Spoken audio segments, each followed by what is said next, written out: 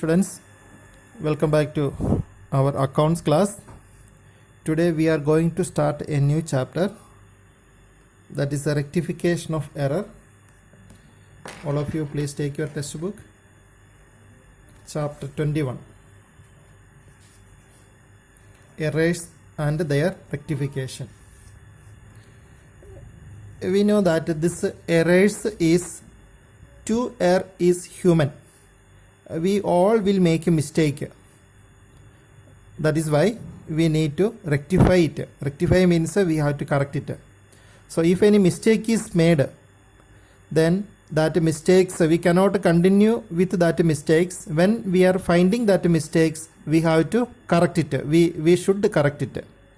And for correcting that mistakes, what is the journal entry we are writing? That entry is known as rectification entry. And here it is written, to err is human.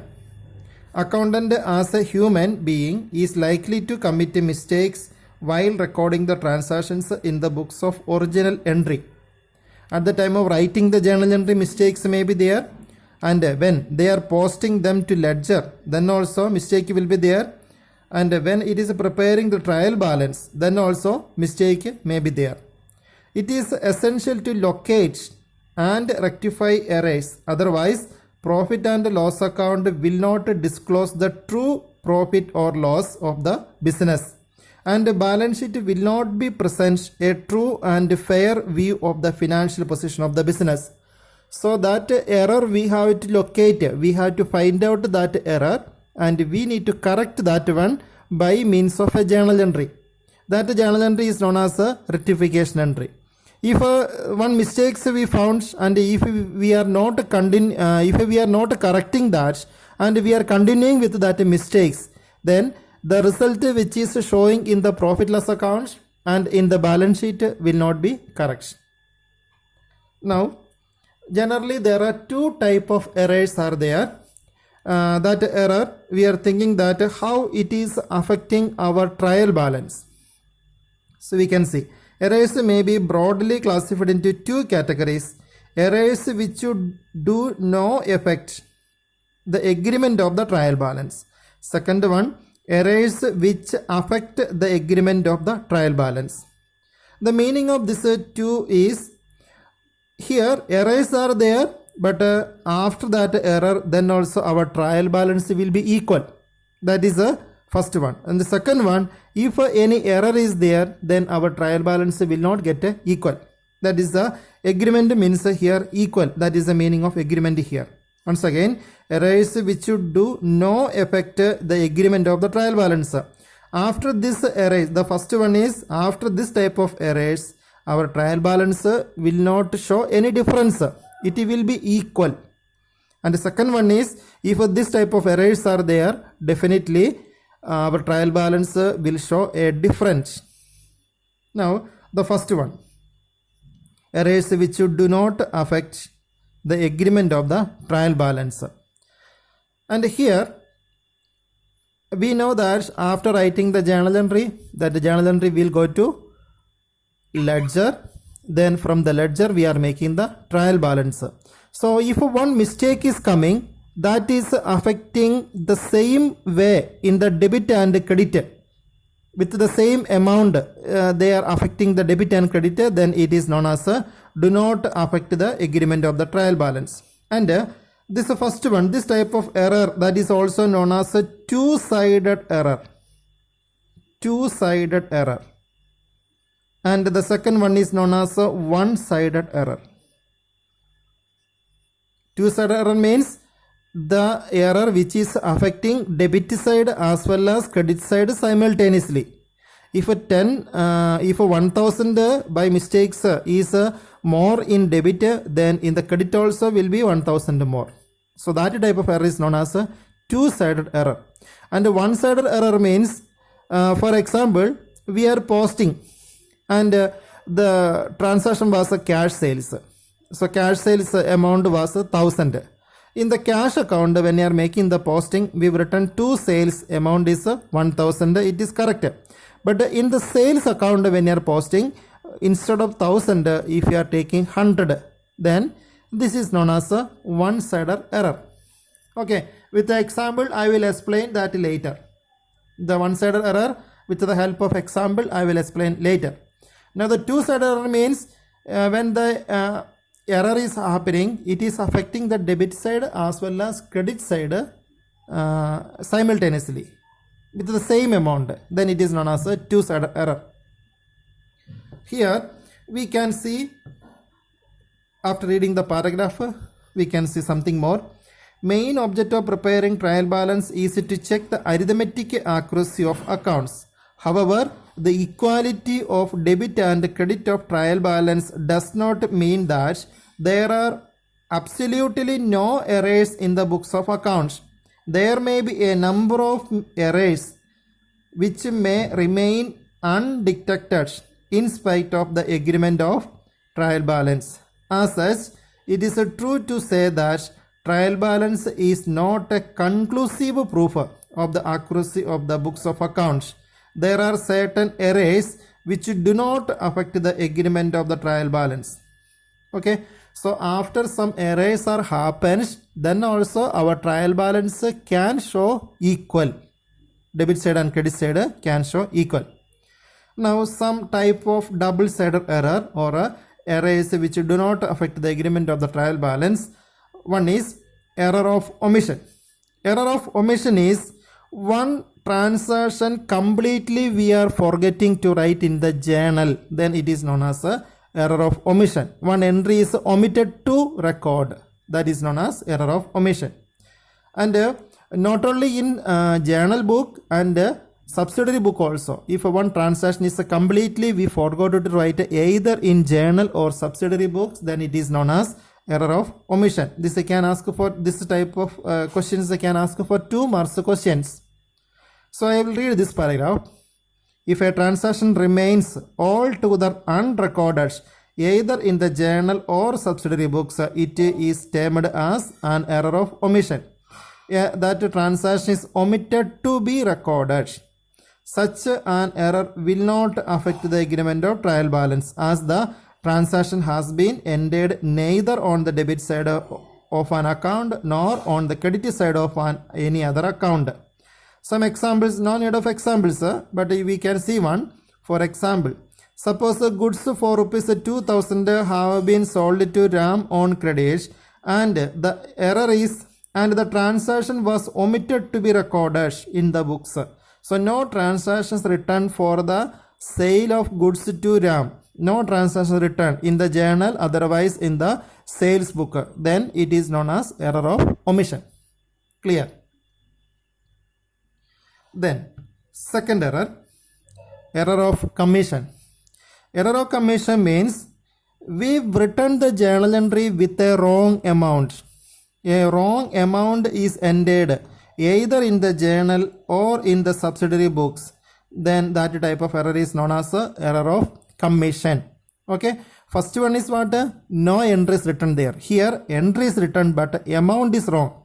For example, the correct amount was 3200. That was the correct amount. 3200 was the correct amount. But when we've written the amount in the journal, we've written 2300. This 2 and 3 is interchanged. So this is the amount written wrongly. So this type of error is known as error of commission. Once again, journal entry is written with a wrong amount. That is known as error of commission. Another way, a wrong amount is entered either in the journal or subsidiary books, then it is known as, and here they are telling one example, 420 was the correct amount of the credit sales, but 240 is written. Okay, 240 is written where? That is very important. 240 is written either in the journal or subsidiary books. Then only it is error of commission. If in the ledger, when you are doing the posting, if you are written a wrong amount, it is not a error of commission. We've written the transactions we are recording at first in the journal or subsidiary books. So when the transaction recorded at first, if any mistake is there in the amount, then it is termed as error of commission. At the time of posting, if we are doing with a wrong amount, it is not a error of commission. Wrong amount written either in the journal or subsidiary books, then only it is known as a error of commission. Now next one,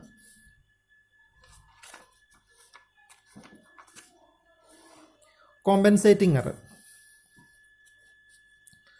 Compensating error means one error is happened and another error also happened. So first errors, what was the consequence of first error? That is removed by the second error.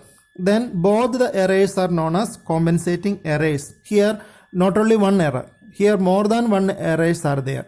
The first errors, what was the result of the first error? That is removed or compensated by the second error. So two errors are happened, or two or more errors are happened, and all the errors effect was neutralized by the other errors which are following. Then it is known as a compensating error. Listen, if the effect of one error is neutralized by the effect of some other error, such errors both, what is happening in the first error and what is the second error, that both are known as compensating errors. For example, while posting on the debit side of Anil's account, rupees 50 are posted instead of 500. So 500 was the correct amount, but by mistakes we've written 50. And while posting on the debit side of Sunil's account, 500 are posted instead of 50. Okay.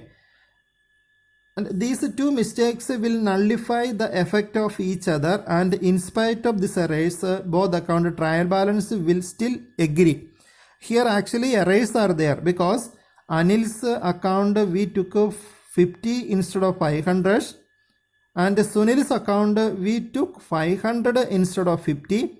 So individually if you are checking, Anil's account and Sunil's account is wrong. Both the account are wrong. But when you are coming to the trial balance, the trial balance will be equal, because here instead of 500 we took 50, and here instead of 50 we took 500. So it will not affect the trial balance, but it is affecting only that to account itself only it is affecting.